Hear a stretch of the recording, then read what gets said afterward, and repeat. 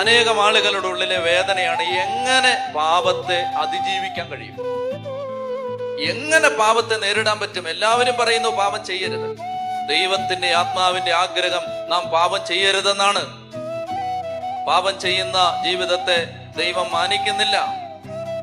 ഏത് പാപത്തെയും നേരിടാൻ ആ പാപത്തെ അതിജീവിക്കണമെന്ന ശക്തമായ ആഗ്രഹം വേണം. പാപം ഉപേക്ഷിക്കണമെന്ന ആഗ്രഹം വരണമെങ്കിൽ ഈ പാപം കൊണ്ട് നിനക്ക് കിട്ടാതെ പോയ സൗഭാഗ്യങ്ങൾ എന്തെന്ന് നീ അറിയണം.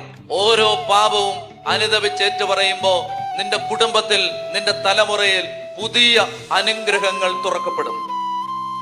ഏത് പാപത്തിന്റെയും അടിസ്ഥാന സവിശേഷതയാണ് താൽക്കാലികമായിട്ടേ ഉള്ളൂ ഈ സുഖം.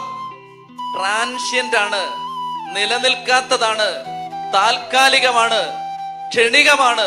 പാപവും പാപത്തിന്റെ സുഖവും മറയും.